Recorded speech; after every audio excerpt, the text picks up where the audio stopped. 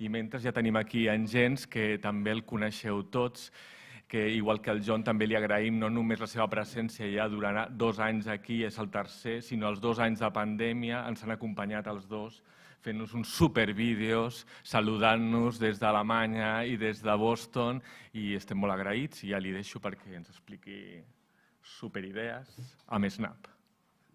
Thank you, Joan. Hello, everybody. Good morning and welcome to Robot. It's crazy to be here again in person. It has been 3 years since we've been here in person, and for the last 2 years, we've been interacting virtually, and some great things have happened, and we've gotten some great feedback and some great ideas from you. And all this excitement has made me really happy to be here again to show you some of the things we're working on. I'm not going to show you all the things we're working on because it just so happens that whenever I show something at Robolot, I can't show it anymore in all the other conference because I've shown it all first to you. So you've been the first ones to see this last big thing that we made that we call hyperblocks. And I couldn't understand everything that Tony said, but there's one thing I always understand is when people ask, what's the difference between Scratch and Snap? I think that was something. I'm going to show you now, but you can still come up to me later and ask me about this again. So this thing we're working on, in case you haven't seen it yet, is Snap. This is the new version, so the things I'm showing you now don't yet work in the official version, but this one will be released later this summer. So Snap is really just another blocks coding environment, as you've seen plenty of these. It's live like Scratch. And the idea really is, I'm just going to start with something very kind of mathematical, like we have like a number 3 and number 5, and we can click on it and we get the number 8. And we want to get the average, in which we take out another block and we divide it by 2 and we get the average. Yeah, not a big deal. You can click on it. Now we can do something like, well, what if we want to have 3 numbers? So we can expand it and we can say, okay, so now we have the number 11 and we have to divide by 3. And we get, you know, some number that isn't part of the other 3 numbers. That is the arithmetic mean. And so here's the first difference to Scratch that we do in Snap, is that you can build your own block, and you can build any block you want. So I can make a new block, and I want to make a new block. I can specify the category, the color it should be in, and which kind of block it should be. So I want to make this a reporter, and I want to say this is the average of number, but really I want it to be the average of data, and I'll come back to this later. So I'm making the average of data, and now I'm getting a new block, and I can specify data to be an input. I can specify it to be a list, a collection of numbers. And so now I have this new block, and what I can do is I can basically just drag in this experiment to define it.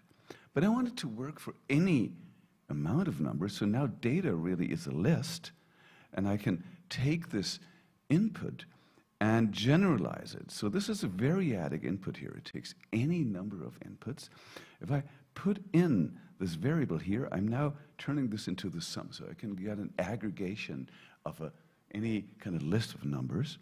And of course, I can't just divide it by 3, but I have to divide it by whichever the length of the set of the data set is.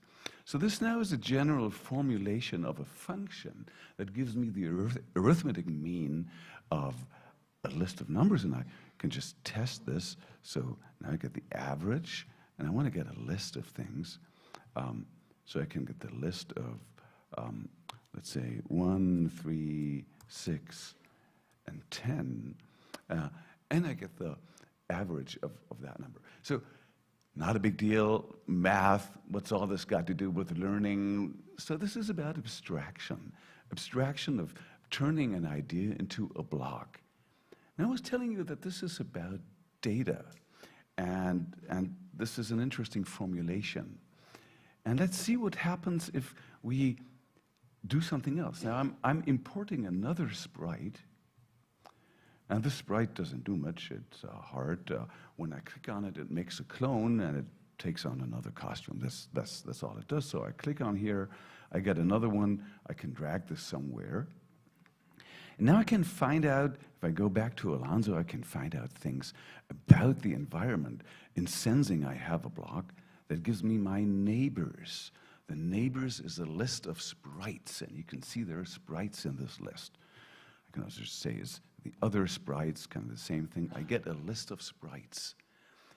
So I can ask the other sprites some of its properties. One of the new things that we have in Snap is that we have something where we can get properties. I can get the position, for example, of the other sprite. And if I get the position, what I'm getting is a list of two numbers, which are the x and y coordinates. Now here's the kicker. What I've shown you 2 years ago, what was new, what we call hyperblocks, is what if I get the position of, this list of other sprites?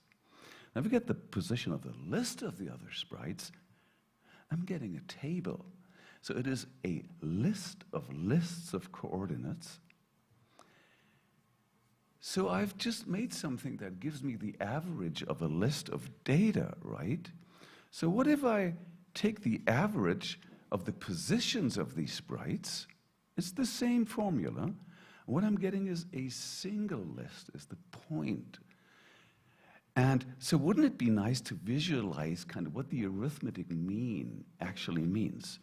So I can let Alonso go to, not a random position, but to the average of the position of the other sprites, and look what happens.